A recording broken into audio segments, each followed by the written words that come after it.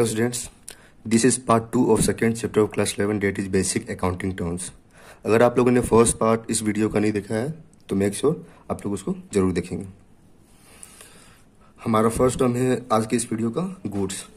Goods are those things which are bought for the purpose of resale. कोई भी businessman किसी particular goods का ही business करता है, तो जिस सामान का उसका बिजनेस है वह उसके लिए गुड्स कहलाता है। For example, for a stationery shop copy, notebook, pencil, pen, sketch pen, ये सारे के सारे उस स्टेशनरी शॉप के लिए गुड्स हैं। सेकेंड टर्म है discount, a type of rebate और allowance given by the seller to the buyer.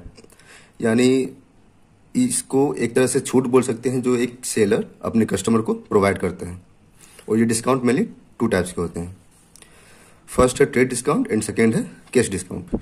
जो ट्रेड डिस्काउंट है वे होलसेलर द्वारा दिया जाता है रिटेलर को, ताकि उसका जो सेल है वह सेल अमाउंट और सेल वैल्यू उसका बढ़ सके।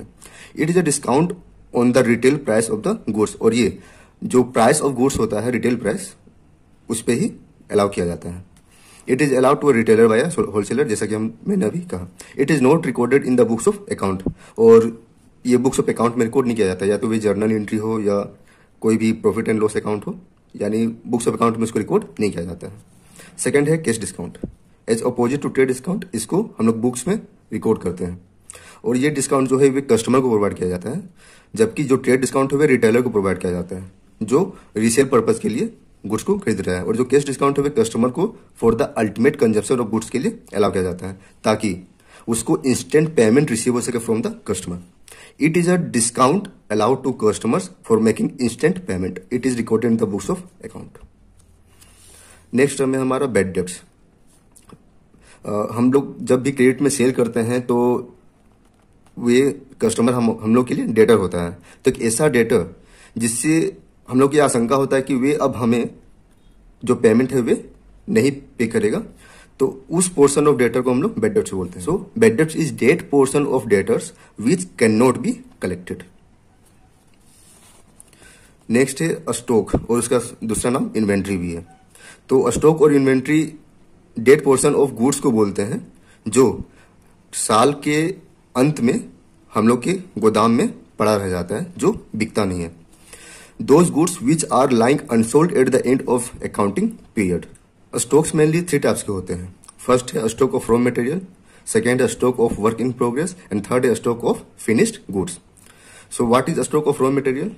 ये उन गुड्स को बोलते हैं जो हम लोगों ने परचेज किए थे for the manufacturing of final goods, but way manufacturing purpose के लिए यूज नहीं हो सके और वे अनयूज्ड पड़े हुए हैं।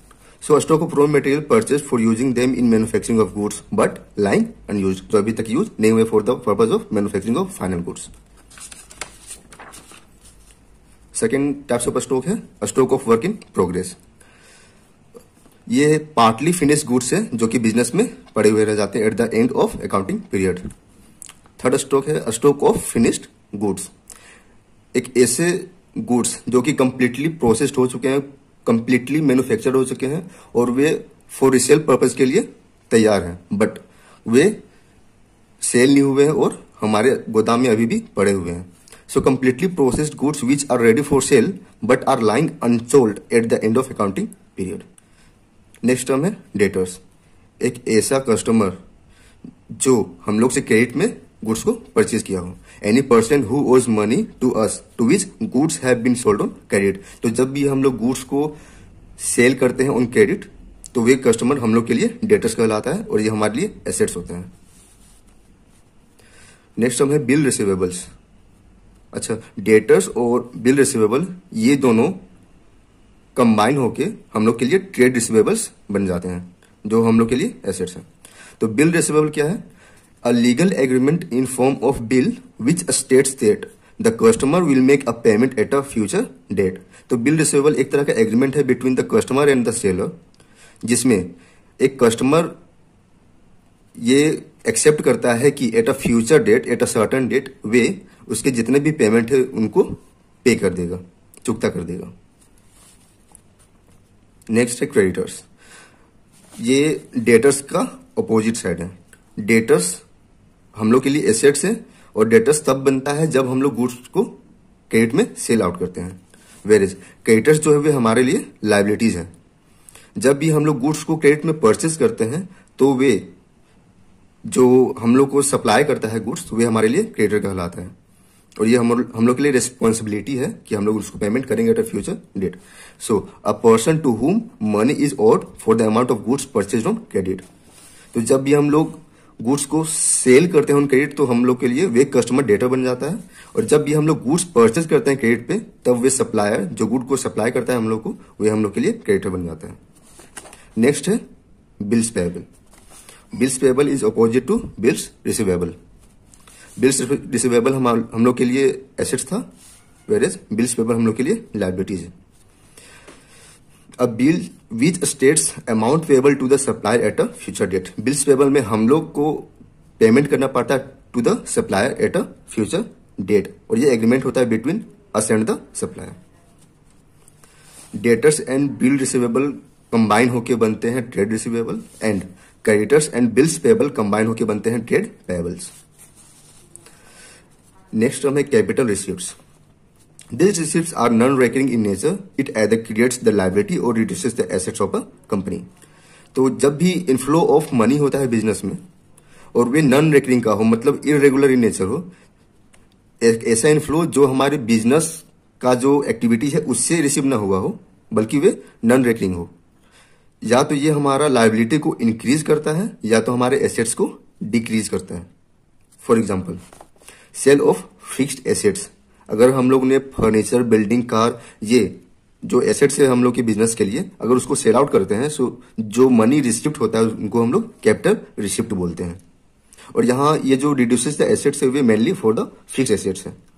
और दूसरा है जहां हमारा लायबिलिटी इंक्रीज हो रहा है, amount received by way of loan. तो जब भी हम लोग लोन को अराइज करते हैं तो वे हमारा लायबिलिटी को इंक्रीज करता है और वे हमारे लिए कैपिटल रिसिप्ट कहलाता है। नेक्स्ट में रिवेन्यू रिसिप्ट। रिवेन्यू रिसिप्ट जो है वे कैपिटल रिसिप्ट से डिफरेंट है।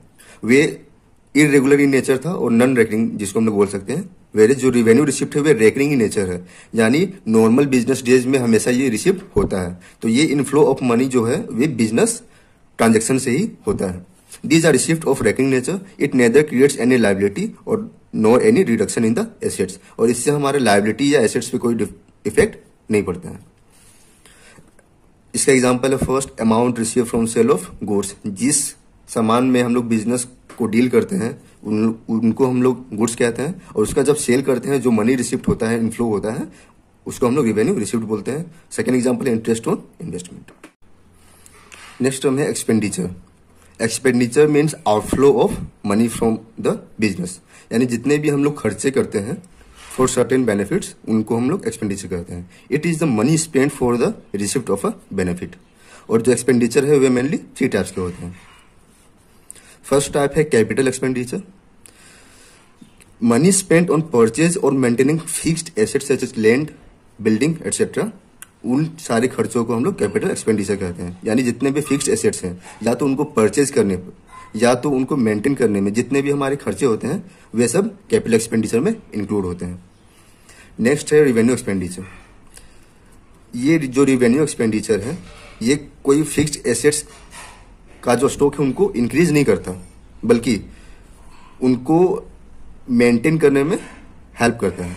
It does not lead to creation of fixed assets, it helps to maintain the existing earning capacity.